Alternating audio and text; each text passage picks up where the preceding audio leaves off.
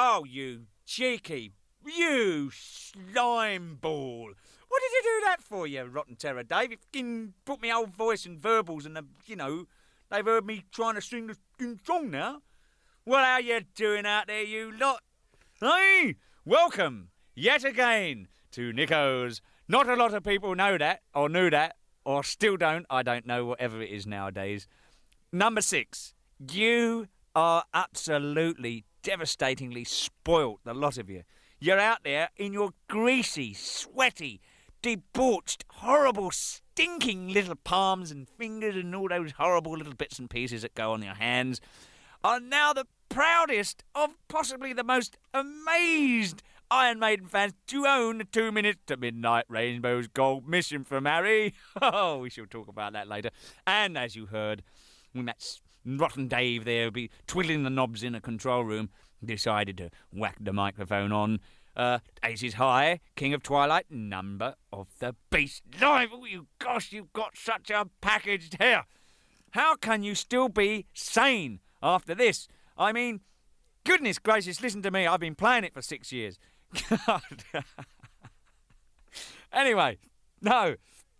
Oh, gosh, 2 Minutes to Midnight. Released the 6th of August, 1984. My third single with the band.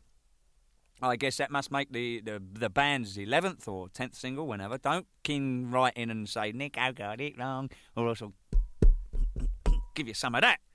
And it got to number 11 in the charts in this great British... Oh, by the way, earlier on, I was thinking of trying to think of, we had the bleeding Bodge Up company, which we all know who that is by now. Right? Now, there was another company that I sort of mentioned prior to this little speech I'm giving to you now. And I won't actually tell you who it was, but the abbreviation of this, I suppose you'll get it from. But I thought we could call them the Mighty Tight Veg. What do you think? I mean, they ain't got any clue, have they? Nevertheless. Now then, we all know who they are, because they've wimped out. Nevertheless, we've still got a number 11 in the Great British charts, thanks to you guys again, and girls, and all them little guyettes and guy girls and all them people sort of whatever out there. First released single off the Power Slave album, and yet again, this album was recorded in the Bahamas. That's her. Now, as we all know, 2 Minutes to Midnight, great song, good video. The first story format that the band have ever put out on a video, rather than just sort of crazy stuff and the norm, Rainbow's Gold was a song written by some friends of the band's, a guy called Terry Slessor. Sorry, Terry, I didn't mean to get it wrong. Terry Slessor and a guy called Kenny Mountain, who in a band called Beckett together, I do believe. I might have got that wrong. So, Keenel, what if I have? You going to do something about it? Come over here. Anyway, now then, on the butt end of this here single was a track called Mission from Harry. See? Now, those of you out there, still to this day, some of you think that this was a choreographed piece of entertainment for all you guys and girls. Well, I can tell you it fucking well was not. It was, in fact, the very only argument I have ever had with Steve Harris. We were on stage in Allentown, Pennsylvania one evening, and this was in the Peace of Mind tour, when this although it was released on the back of a Power Slave single, it was actually recorded on the Peace of Mind tour. And I was doing a drum solo at new boy in the band, do a drum solo, Nick, get on with it. So in this period of time, Steve would go off to the back of the gig and change if he had a dodgy bass string, or what happened on this night, he was changing the battery on his remote, or his, his transmitter. So he sent this guy round to tell my drum tech to tell me to extend my drum solo, because he weren't ready. But he didn't tell my drum tech, or his tech didn't tell my drum tech. He told this guy who was sitting at the back of the gig, who was one of the riggers, a guy called Paul, who's no longer with the band. I wonder why. No. Anyway, he said to him, tell Nick to extend his drum solo. So I'm playing. Pea soup, all that shit. And I get a tap on the back, and this guy says, "Oi!" I've gone, "What?" He's gone, "Oi!" Hey. I've gone, "What?" He's gone, "Hey. Hey. And he's pointing to Steve. I've gone, "Hey." He's gone, "Hey. I've gone, "What?" He's gone, "Hey. I said, "Fuck off!" Jesus Christ. He made me fuck. Oh. Anyway, what could I do? I stopped. I've gone absolutely wally. So I've come off the gig anyway. Make the long story even longer. I've come off the gig and I've gone in the dressing room and I said, "That fucking geezer at the back of the gig, what the fucking hell's he think he's doing? There he is. He's giving me all these verbal signs and all this stuff, right?" I said I couldn't understand him. He was sitting about 3 feet behind me. Instead of coming up and shouting in my luggo, and Harry said, "I sent him." I went, "You what?" He said, "I sent him." I said, "What the fucking hell do you think you're doing sending him around and giving me messages?" He said, "Well, I had to play a bit more and need a bit more time to change my bass thingy, me bob." And I said, "I didn't care about that. This geezer made me fuck." He said, "Well, look, you better go and apologise to him." And I said, "Fucking right I am. I'm fucking apologising to him. He made me fuck." He said, so that's the argument. We argued for about 15, 20 minutes, and it all calmed down. And Bruce came in, and he got a bloody cassette in his back pocket, and he said, "Oi, Nick, what would happen if he tried to tell you the lighting truss was going to fall on your head?" And I said, "Don't you fucking well start." And Harry says, "Yeah, he's got a good point, hasn't he?" So we started the argument again, and Bruce recorded it. And then at the end of this mission from Harry, you'll remember, Harry says, he grabs the tape off him. Just before he grabs it, he sees his tape in his pocket, and he's going, "Sam, recording this." And then, so we got the tape, and that's basically how that all happened. But anyway, after this extravaganza, we thought it was so funny, we had to let you guys hear it, and that's the only serious argument I've ever had with Steve in my life. So that just about gives me enough time in this little, not a lot of people know that number 6, part 6 or whatever, to tell you just a tad about Aces High, which, as you know, has got King of Twilight on it and Number of the Beast Live. This song was released 22nd of... it wasn't. It was released the 22nd of October 1984. Chart position 20 that got to. Now, at the time we were rehearsing the Power Slave album, Steve was writing this song. I started to learn to fly aeroplanes in Jersey. And I'd come home from the aerodrome and I'd have the old, whistling the old ends of the moustache and twiddling the old various bits and pieces and the hat and the goggles and the scarf and, "Well, tally-ho, Biggles, bandits at 6 o'clock low, coming out of the sun, 12 o'clock high, watch out, full power, bombs away, Biggles." All that good stuff. And I think it sort of slightly influenced Steve to write this song, about the old Second World War, Spitfire pilots and all those guys. Hey, just between you and me, Steve, he doesn't like to fly. He hates it. He thinks I'm an absolute nutcase.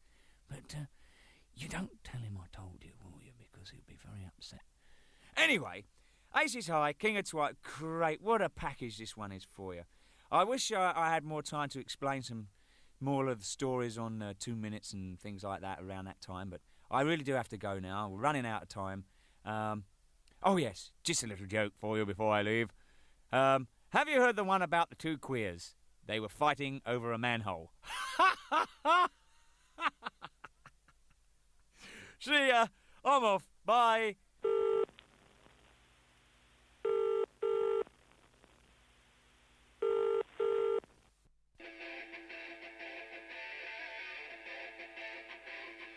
Well, look here. You've phoned me again, haven't you? Me, Sweet Pea and the Bubbly, we could be here, and then again, we might not be, and then again, Sweet Pea and I might be here, and we don't want to talk to you. So there. So, why don't you leave your name, your number, what time you phone, what day of the week it is, when you were born, and all that. I know it's not 2 minutes to midnight, that's for sure. Okay, so look here. Just do all this after you've heard the proverbial tone again, that boring old fart of a tone, and just let me know what's happening. Bye!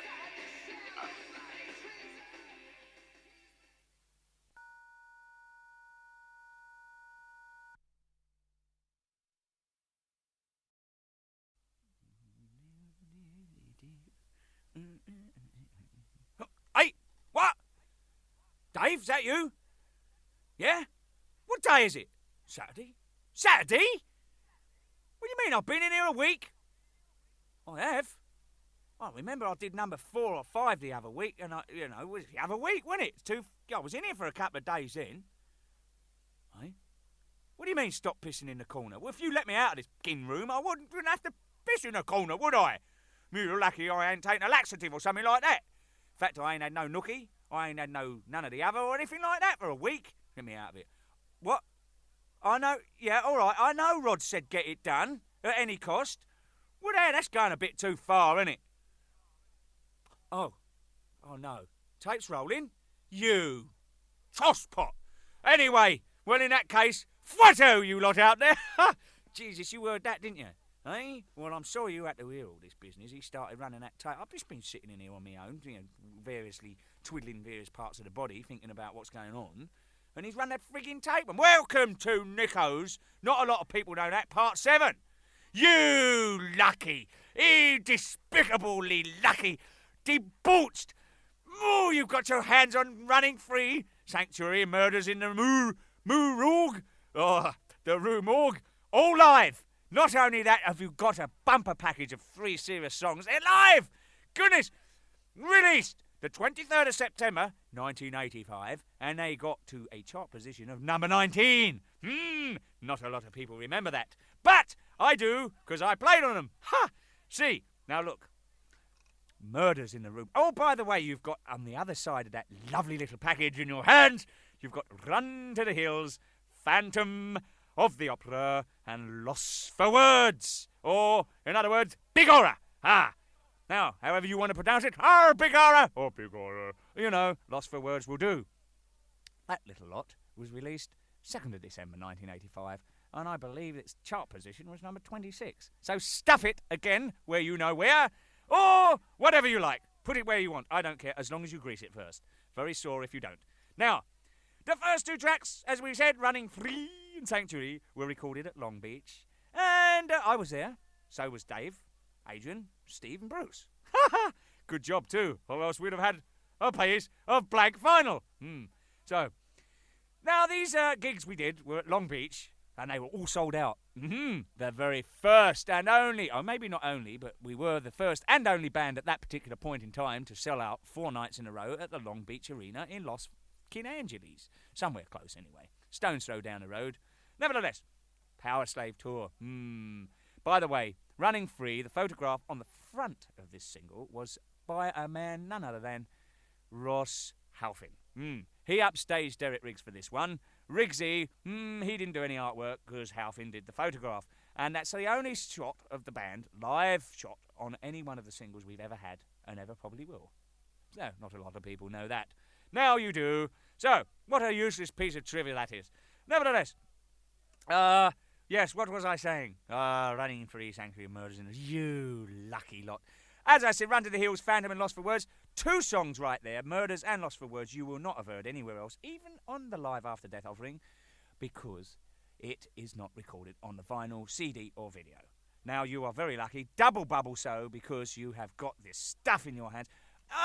Yes, talking of which, the 4th side of the Live After Death, Rothschild, 22 Acacia Avenue, Children of the Damned, Die With Your Boots On, or whatever you like, and Phantom of the Opera. All on the extra 4th side, or not the extra 4th side, I mean, you've got 2 frigging albums, you dummy. You've got 2 sides apiece, haven't you, you fool? You mean, it's not like you're going to have 5 sides to an album, is it? Silly Billy. Anyway, 4th side, only recorded on the album. Good stuff. Now, what can I say?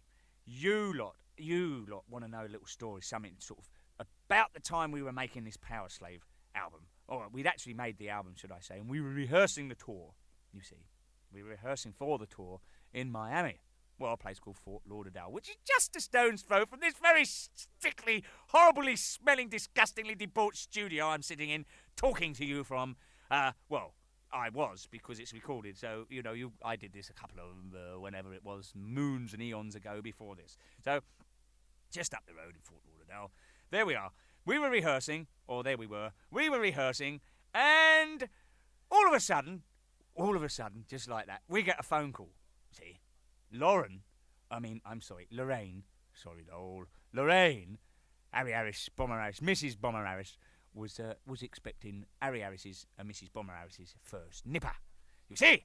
So, the call of nature was coming and descending rather swiftly, so Steve and I, poor old Codgy, he didn't want to fly back all on his own. You know he doesn't like flying. Remember I told you about that?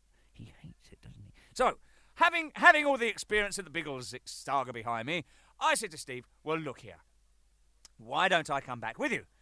I'd like a couple of weeks in Jersey. So Steve and I flew out of Miami to London Heathrow, and it was a Saturday when we left Miami. It was a Sunday morning when we arrived. So we got absolutely smashed to smithereens on the plane, right? Gets off the plane, staggers through customs. Aye, excuse... Oh, no, what goodness gracious, excuse me, would you come over here? This guy said to Steve Harris, he's looked at me, he said, what did I fucking tell you? He said, I fucking tell you every time I go through the fucking customs, I'm the straightest one out the band, I don't fucking smoke, well, he does drink, but, whatever, I'll get a nicking all the freaking time. Murphy's Law, there he is, customs man. What goodness, come over here, please, where have you just come from? Harry's gone, well, look, not that it's any of your business. Well, no, he didn't say that, but, he should have done, and he would have probably got out of there quicker. Anyway, he didn't. So the guy said, what do you have in this here bag? And Harry said, it's a fucking video. What do you think it is? What does it look like? Where did you get this from? So I don't know. I got it in the States. Somebody said, do you have a fucking receipt? Harry said, I fucking don't. I said, oh, goodness, I have you. You are Nick. That preferably up the creek shit with the paddle no. And I said, all right, fucking what am I going to do now? So he's standing there. An hour and a half goes by. No, it wasn't quite an hour. No, I lie. I kid you not, though. It was about 1 hour, 15 minutes because I timed him. I don't know when I started. I know I was pretty close because, as you know, boys and girls, the licensing laws in England prevent you from having a liquid libation after 2 o'clock in the morning. I mean, in the afternoon and the morning. But we wanted to make it to the pub to have a pint of real beer because we'd been starved. We'd been drinking them puff drinks down in Nassau, which I told you all about, remember? By the way, it was Nassau pyjamas and not Jersey where the Travellers' Rest was. See? So, there we were, standing at customs an hour 15 minutes. I said, he comes out, he's gone, King, don't believe this. He said, did you see what that geezer was? I said, well, no, I just saw your feet underneath. I kept looking, I thought they'd run away with him. I was going to call out the dogs and everything. Get on the phone to the lawyer. Here, Harry's been arrested or something. He was standing there for an hour and 15 minutes. So we get in the limo. Mind you, we got to go to Gatwick to get a plane to Jersey. So we thought we got enough time to stop off in the proverbial boozer. So we said, yeah, fair enough. So the limo guy's going, I don't know if you're going to make this. It was like 1 o'clock when we left Heathrow. So we said, yes, we will. If you put your boot down to the floor, we can get down the pub. So we did. We got to the Devonshire Arms, just on the Talgarth roundabout down there on the old A4. So we popped in there, had a quick swift half. Then it was a pint. Then it was a pint and a half. Then it was 2. They were all in 1 pint glasses, mind you. Harry's on the phone to the wife. Got here all right. He says 1:10. So we 2:20, we got a 4 o'clock plane to catch at Glasgow. Oh, you wish. At Gatwick, see? Guy says, I think you better leave if we're going to make the plane. We said, okay. Got to take a beer with us, governor? This guy, Michael, and his wife, I don't know, they're not there anymore. So he says, yeah, look, take one of these flagons. One of them little flagons with about 4.5 pints of beer in it, little plastic jobs. Carry out. So we got in this car, proceeded to go to Gatwick. Got on the plane to Jersey. Gets on the plane, opens up this bottle, don't we? The pair of us, sitting right at the back of this 727 or whatever it is, DC-9. There we are, gargling back the old liquid nectar. Girl comes up, she says, I'm sorry, you can't do that. We said, fucking too bad, what you going to do, throw us off? She said, I'll fucking have you arrested. We said, go ahead. We're having our drink anyway. We'd already finished after this. So we were faced. Gets off at Jersey. Yes, you've guessed it. Got done over by customs, the pair of us, didn't we? So there we are standing there. Hello. What you been up to, you naughty boys? We just had a couple of beers on a plane, governor. Yeah. Well, that took you a little bit of time to get pissed. It's only an hour flight. We got on the plane in Miami. Ha! Okay, he says, let's have a look in your bag. So we got turned over again. That night, we carried on drinking. A whole 24, 48 hours worth of boozing. Harry comes home. I threw the towel in at 12 midnight. I couldn't handle it. We went to this place called L'Auberge in Jersey. Man, we got faced there. I mean, we was gone when we got there. So I've thrown the towel in at 12 o'clock. Harry's come back. Must have been about 2:30 in the fucking morning. How he done it, I've no idea. 5:30, I've got to go and have a word with the governor on the big white telephone. I'll be back in a minute. 2 hours later, poor bloke, he was green. I got up, I felt terrible. I says, yeah, what's the matter with you? He said, what do you think? He said, what do you think? I said, oh, you ain't too well, are you? He said, 3 days later. 3 days later. This is the first week of July, by the way, folks. About 3-4 days later, we must have got there around the 30th of June. Anyway, what a great ending. Steve got rid of his hangover. I think it must have been the day he got rid of his hangover. He gets a phone call from the wife. I'm having it. OK, I'll be right there. Off he hops to the airport, gets on a plane, and it was July the 6th, actually, and not a lot of people know that, but Lauren, his very first daughter, he's got 3 daughters now, and she was born, I don't know what time in the day, but he got there all right, and he was at the birth, and of course he's not looked back ever since. So, there you go. Listen, a little story from that period of time. I've got to go. I really do mean this. I'll see ya.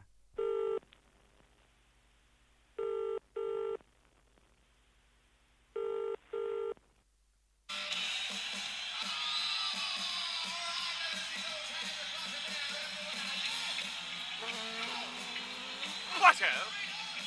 Well, you use the phone, you put your 10p in the box, so listen to the f***ing music. Spiffing with me. Well, look here. Leave your name and your number and all that good stuff, you see. So maybe I might get back to you. But then I might not, because you know what? I'm running free, yeah. I'm running free.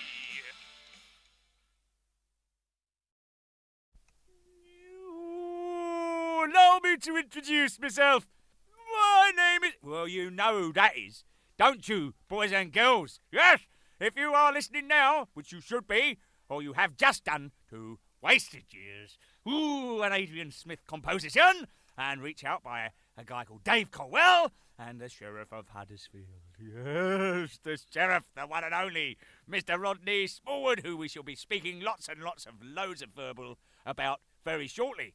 First of all, let me move this little scrap of paper out of the way so I can speak to this stupid microphone without the stupid headphones falling off. Right, yes, Adrian's first single as a writer of that A-side of the band and all that bleeding good stuff. Do you know that song means that there is no good looking to lost opportunities in the past? Well, who does, stupid people? You should always take hold of the present. Ah, that reminds me. I tied a bow on me boy last night, and that's what she said to me then. Let's take hold of the present. Eh? No? Don't you get it? Don't you get it? Stupid people. Anyway, Reach Out has Adrian singing, which is on the B-side, on the old mumbling-jumbling vocals, and he used to play in a band called Urchin. Yeah, Urchin, get out of it. And he had a bloke in a band called Dave Colwell, and I believe Andy Barnett was in there. We'll talk about him in a minute. Anyway, we had a little band called The Entire Population of Acne, see, and we did this little song, as we did, oh yes, by the way, we got Stranger in a Strange Land, and That Girl, and Juanita, whatever going back, Juanita, never going back at all. Ah. Right, now, that was written by a guy called Derek O'Neill, and a guy called Steve Barnacle. But first of all, yes, I better give you the release date, which was the 22nd of November 1986. And it reached the chart position of 22, the Avenue. Ah. Anyway, nevertheless, yes, Stranger in a Strange Land. I will mention this because That Girl and Juanita, which were on the B-side of this, were actually songs that we recorded, with me and Adrian, just playing them on their own. Now, not a lot of people know that, but we did. The rest of the lazy gits in the band, they couldn't be bothered to learn Boxer's song, so we went in there and recorded it ourselves. They said, Harry goes, well, I don't know this. I said, well, go and learn it. He said, well, no, I want you to record it, then I'll learn it. I said, well, that's a bit silly, isn't it? He said, no, go on, you get your gim butts in there, the pair of you. You know the song, you do it. So we did. And it turned out pretty good, didn't it? So those 3 songs were done like that. Anyway, talking of That Girl, by the way, for a second, a guy called Andy Barnett wrote that song. Talking to Barnetts, you know, Barnett Fair, rounds with everyone. I went out the other night with this fucking redhead. No hair, just a fucking redhead. Anyway, moving back. Yes, Wasted Years. Did I mention it was released the 6th of September, 1986? That one, by the way, reached a chart position of 18. No, that wasn't bad, was it? Nice one for H. First A-side, as I said, that he's written. And then moving on, it says here, Sheriff of Huddersfield, as you very well know, because you've just bloody listened to it, haven't you? You lucky lot. Now, I've got to give you a little bit of history on our Rod Smallwood, our governor there, our second in command. Now, you picture this. There he is, living in the hills of a little place called Los Angeles, a little speck on a map. Los Angeles, it's called. And he's living up in his little castle there, which is sort of up behind a rainbow, see, which is off the Sunset Strip. Anyway, he misses, enormously misses, his HP sauce, his can of massy peas, his pork pies, and his rugby, and his cricket. Now, as you know, over in the great US of A, they got this abbreviation sort of game, or sort of a mixture game of rugby, and they call it fucking football. So he's having a fucking light football, is it? Anyway, nevertheless, he don't want to settle for that. He wants all this, oh, me, oh, crawlies, oh, jeez, oh, I miss them all so much, oh, drinking down to pub. 5 bloody pints of Yorkshire bitter with me pals. Oh, they're mamby-pambies for me. Ooh. So he misses it real big time. So there he is out living in the foothills of Los Angeles. So he thinks, yeah, I know what I'll do. I'll get myself a bloody satellite and I'll stick it on the bloody roof and I can tune into all them bloody bleeding budget companies' coverage in the first, second, third and any bloody test match I can get my hands on. Plus all these rugby bits and pieces. So he calls out this firm and he gets his satellite stuck on his roof and the guy goes, oh, see, amigo, I have it all working for you now. It's nothing wrong. It's all cool. It's all ready to go. So Elrod goes, okay, well, wait there. Let me go and have a look. So he presses the buttons, right? What does he get? All the American programs, all these poxy South American things with all these, all that stuff going on. You don't know what the fucking hell mumbo jumbling they're doing, and they ain't even got a clue what a fucking rugby ball looks like. So he's pissed off. Oh, bloody no good to me. Oh, not bloody much money I spent on this bloody piece of shit. Oh, I can't even get me bloody bleeding budget company. Oh, I've had enough. So, I hasten to add, ladies and gentlemen, he's moved back to England. Oh, God bless him. Anyway, he wanted us to go out there and live with him. You know, he said, oh, come on, guys. Oh, Nicky, come on, live on. Pretty great. We can do it on the rainbow. Oh, I've got me own little corner in the rainbow. No, I've got me own mushy piece pizza and all that stuff good. Dear old Keith Wilford, God bless him, he used to have to record all the old test matches and rugby games and send them, Federal Express them, overnight to Rod, because he needed to keep up with it, you know, so it was real serious for him out there. And so, we had this song that Adrian had written, that we had recorded on the Somewhere in Time album at that period of time, and we thought, well, come on then, let's put some words to this song, because we didn't actually have any words. So, as it transpires, we decided to write a song about Rod, and we called it The Sheriff of Huddersfield. Oh, by the way, I didn't tell you, I hasten to add, he actually is from Huddersfield. Oh, bloody up north, 100 kilometres due north of Watford.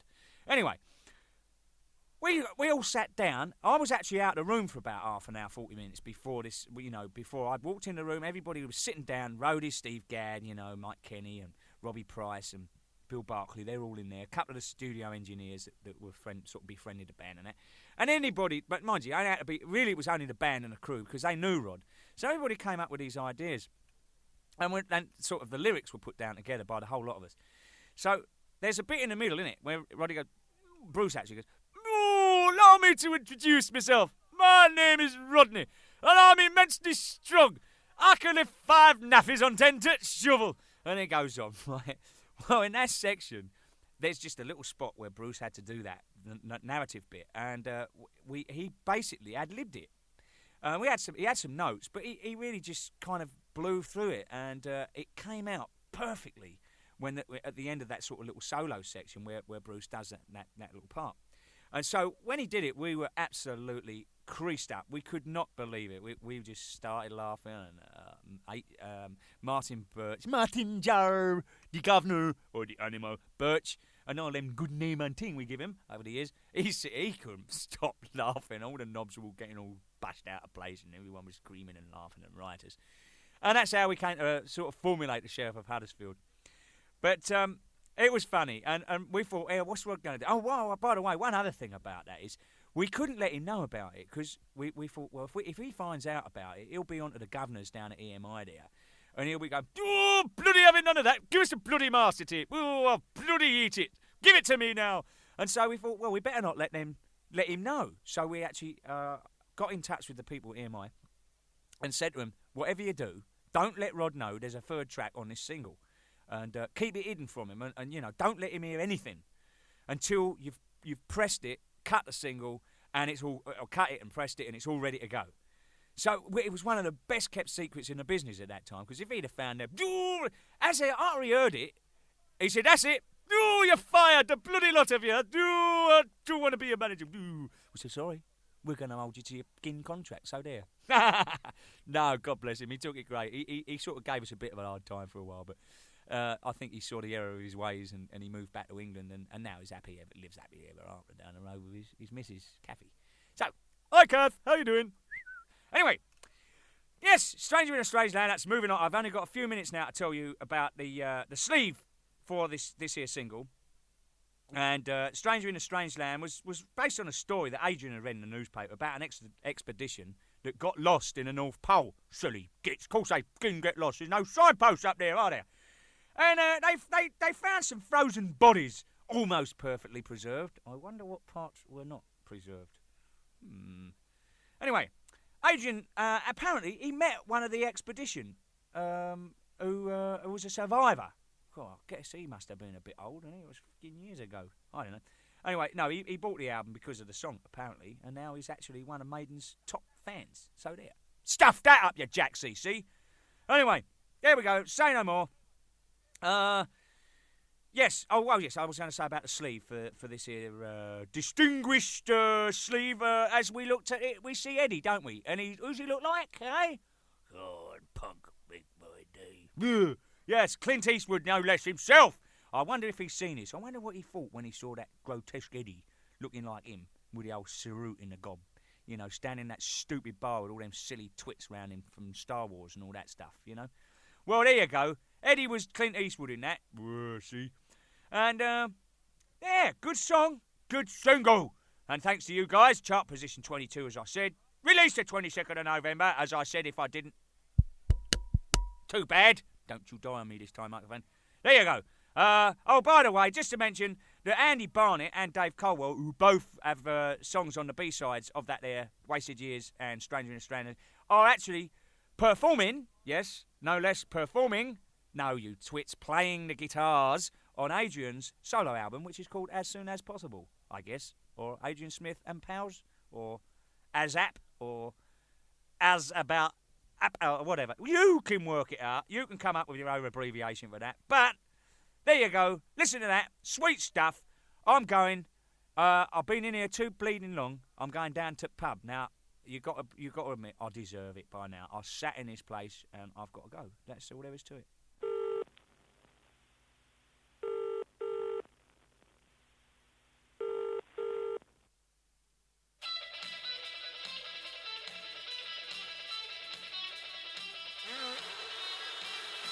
Otto, you've done it again, haven't you? You know what you've done. So, don't go wasting all that money and wasting all those years phoning up answering machines. Phone us when we're home, you stupid person. Now look, me and you've got the message. Leave it. Your name and your number, and what time of day it is, when you were born, how much money you've got in the bank, and we might phone you in the next couple of years or two. So until then, goodbye. Yeah.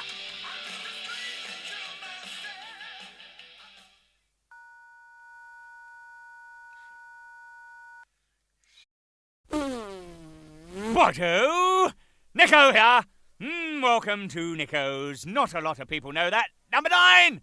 Yes, this is the one that comes after 8 or before 10, but if you don't have number 8, it comes after 7, doesn't it? Yes, well, you stupid little people out there who do not have number 8 or number 7 or one of them's missing, because if you don't have those little tokens in your sticky, greasy palms, and you don't have 10 of them at the end of these 10 weeks of releases of the re-released, singles of Iron Maiden, you won't get your little box set, will you? No, because as you will know by now, I haven't told you, but you should know, you will be the proud owner of a special box with some seriously good artwork from Mr. Derek Riggs. Yes, and you will then be able to put all those greasy, horribly grubby pieces of vinyl in there, which, as you know, all have those amazing pictures on them and the little artwork, packages and sleeves and all that good stuff in that box. So keep 'em all, or else you'll be in severely good trouble. Ooh, ooh, ooh, take that. Now then. Now, you are severely in some trouble now because you've got Can I Play With Madness, Black Bart Blues, Massacre. Can I Play With Madness, written by Harry Harris, Black Bart Blues by Harry Harris and Bruce Dickinson, Massacre, Lynott, Gorham and Downey. Yes, released the 2nd of March 1988, and it got to... What was that? 3, yes, number 3. It debuted at number 4 in the charts, thanks to you lot out there, you horrible, vicious, mean people to go out and buy such a seriously good single as that and get it to number 3. No, serious, folks.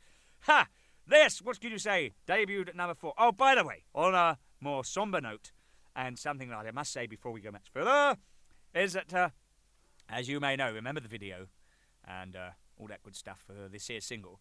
Well, it was featuring a chap who I think we will all agree was one of the great comedians and one of the major contributors to the Monty Python mob and gang, cahooting geezers out there doing all that mumbo-jumbling stuff with the big boot and stuff squashing everybody.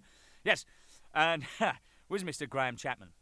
Well, it's a little memorandum to him, memorandum in memory of him. Memorandum, gosh, that boy's crazy. Off the wall. I think what we got to say is thanks to Graham for such a great contribution to comedy in general and everything. He's going to be sadly missed, but this was one of his last film performances before he unfortunately died.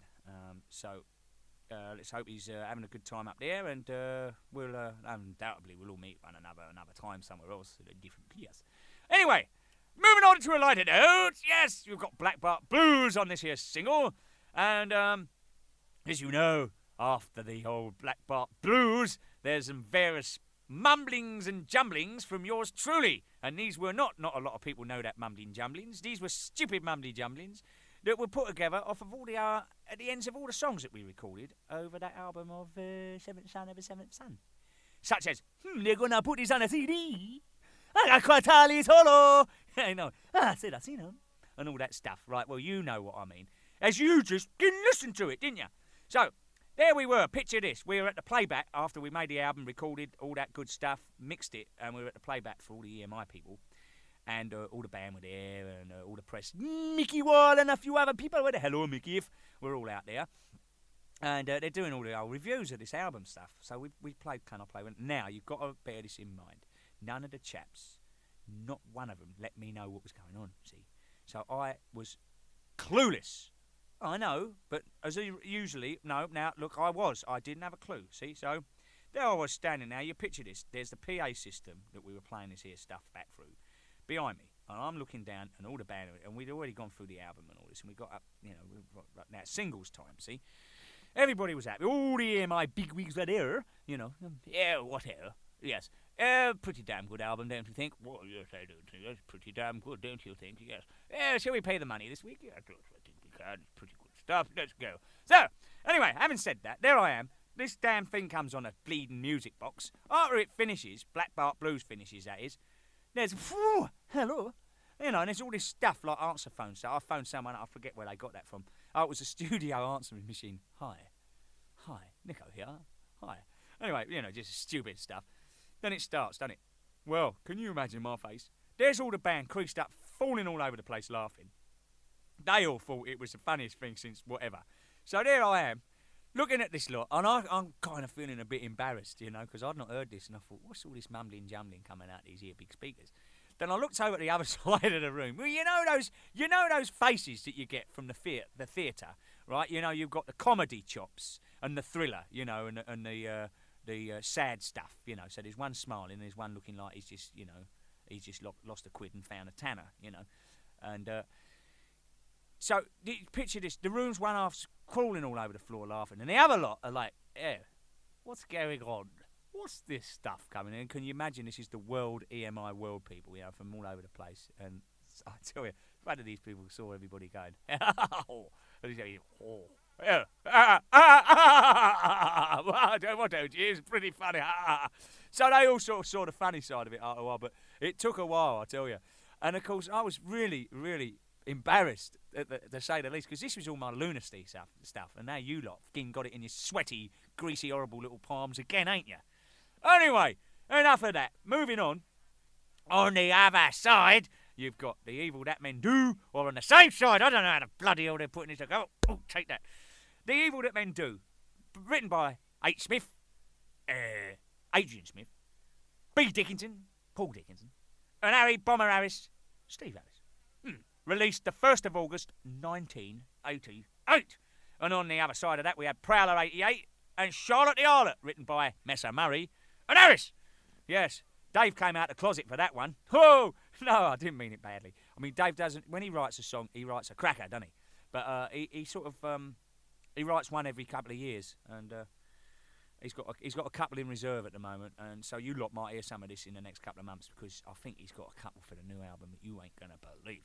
Anyway, Evil That Men Do. Short. I had one of them this morning. No, a shower. Chart position 5. It debuted at number 6. Now, Prowler and Charlotte the Harlot, we recorded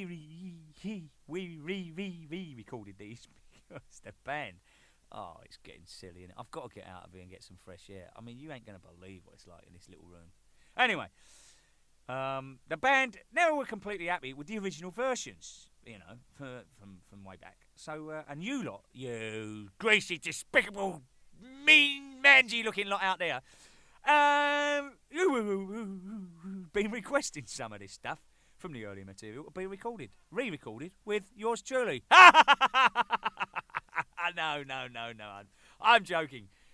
No, you're re-recorded with Bruce and me. How's that? We'll put me in there too, so that's sweet. So, actually, Steve and I were actually discussing a few months back about all these old songs, the old stuff we've re-recorded, about doing maybe in the future, keeping it the same format. So basically, the end of the day, we might actually have the whole back issue of all the stuff with this sort of Maiden re-recorded, all the old stuff that we weren't on, myself, Bruce and H.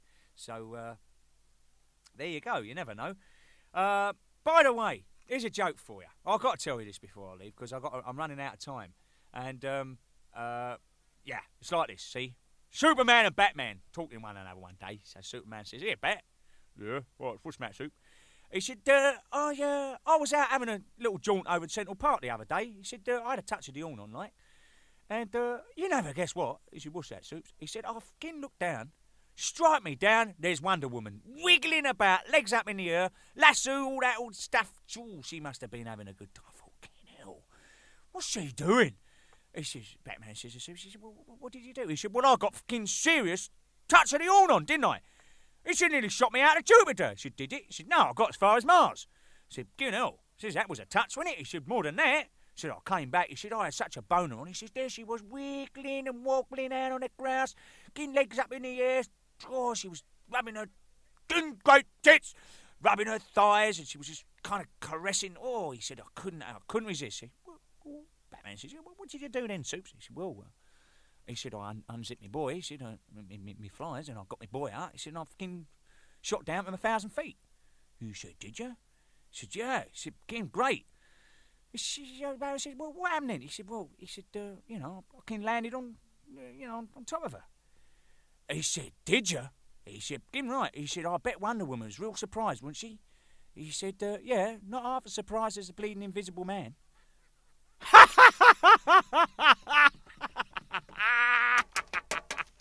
Oh dear, never mind. I'm off. I'm going. Ta-da!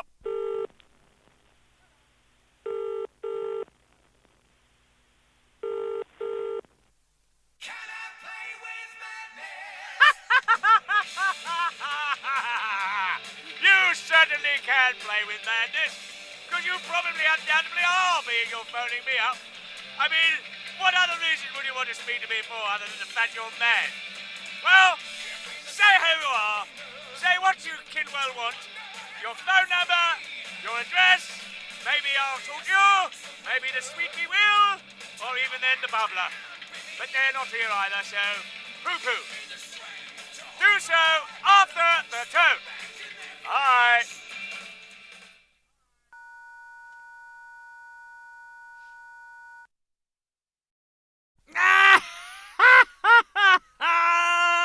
Maybe I can get out of here now. Oh, this is Nicko's Not a lot of people know that number 10. When I finish this, I can go home. Oh, why do I want to go home? Oh, I don't know. I've been in here so long. Oh, I'm stuck on the chair and all that kind of good stuff. Oh, no. And I've had so much fun mumbling on to you guys and telling you jokes and all that stuff. And this is the last one. Well, at least I can go and have a bath. It's about that time of the year anyway. Well, you despicable, heathenistic, syphilitic, God knows what else, mumbling, jumbling, no, big single buying public have got in your greasy, sweaty, horrible... how is your stereo still spinning around and that little needle bouncing up and down all that grime? You have got the clairvoyant prisoner. Heaven can wait. Released the 7th of November 1988, chart position number 6. This, and on the other side you've got Infinite Dreams Killers. Still live. Harris Murray wrote that song. Debut number 12, got to number 6 again. My goodness. That was released the 6th of November 1989. Oh, here. Have you just noticed something? Something a bit weird about that? Here. I don't know whether that Eddie's got anything to do with his Seventh Son business, but those were both released, those singles, within 1 year of each other, to the day almost. Released 7th of November 88. Infinite Dreams released 6th of November 89.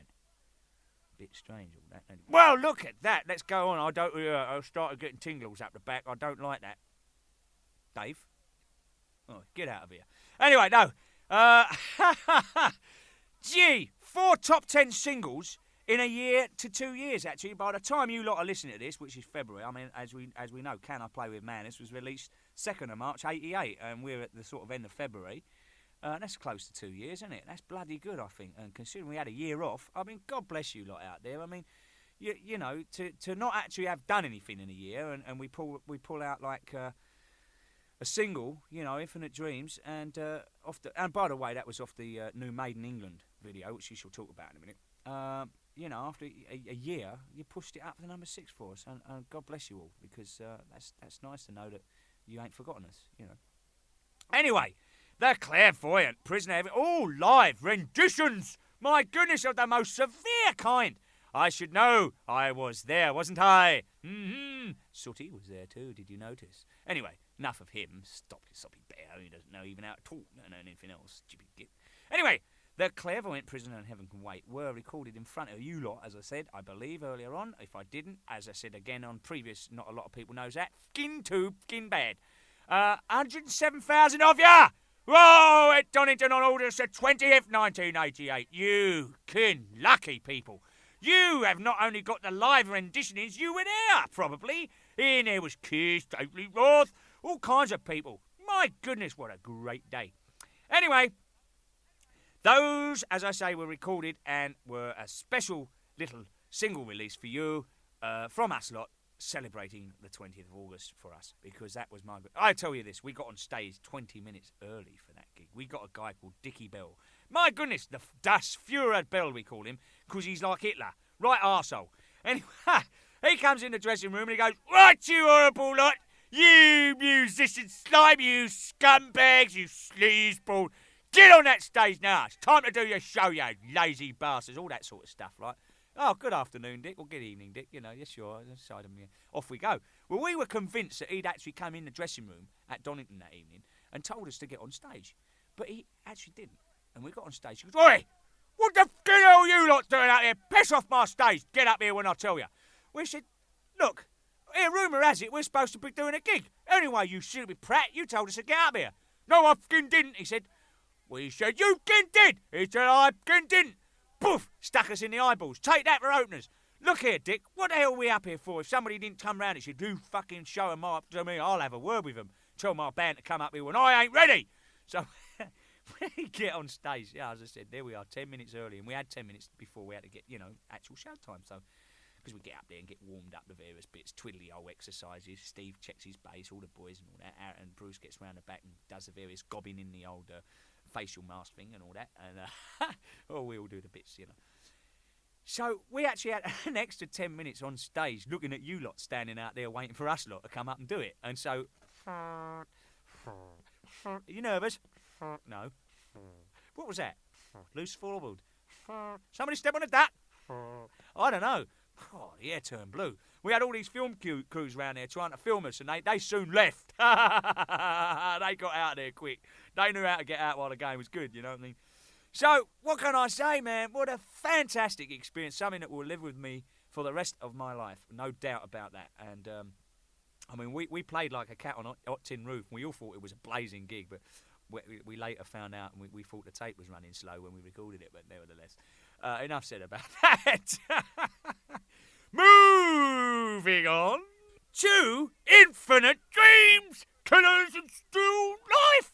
Oh, God, it's tormenting me. I'm sitting there, I'm strapping myself into this chair with the lead and cable for my headphones, trying to restrain myself.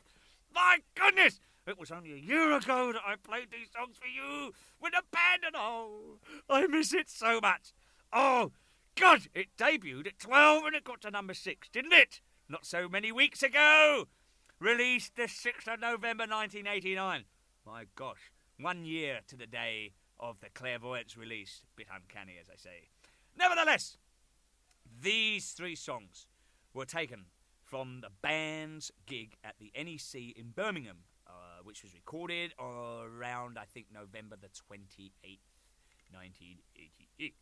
And 27th, I believe it was. And the 28th, we did 2 gigs. So, what can I say? We listened to, now, actually, Steve, let me say this. Steve, he directed and edited this here Made in England video, and he set up all the camera angles, told the guys what he wanted, and then took 6 months to edit this piece of work, 90 minutes worth of music. And I've got to say this, he done the most stunning job I think I've ever seen. And I'm saying that because I didn't have to crawl to him, because I did that last week. I got a brown tongue and worn knee pads.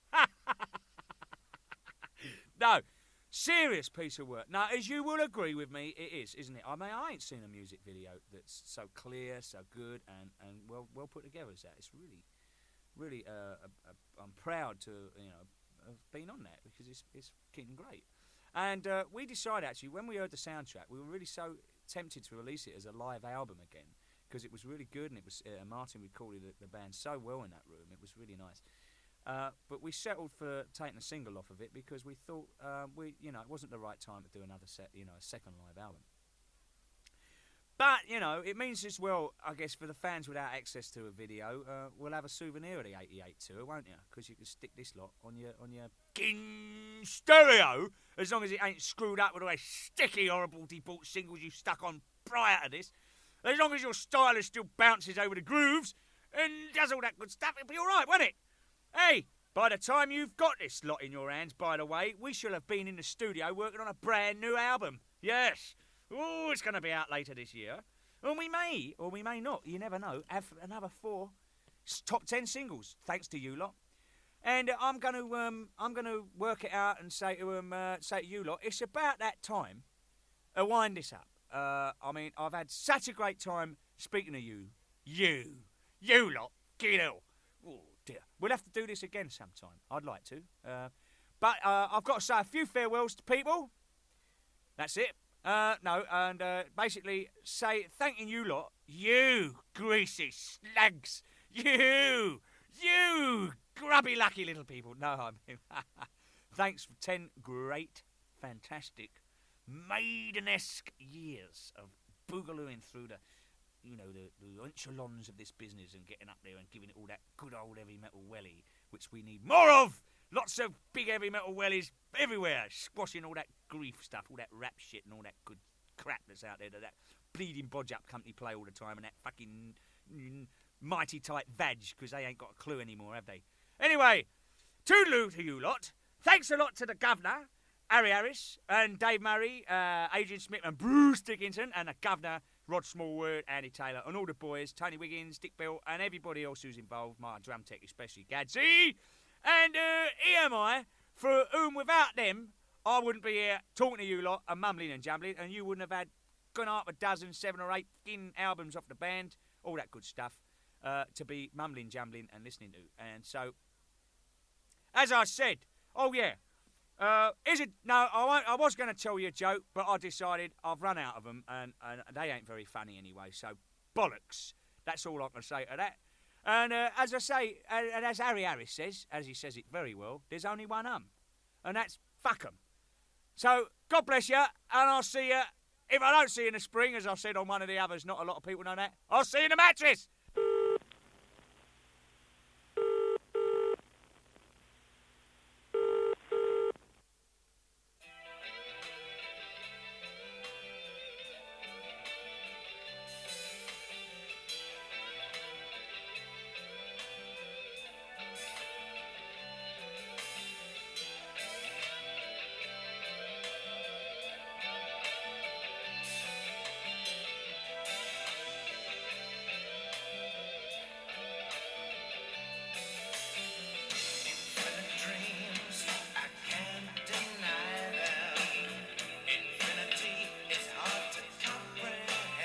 You know what to do.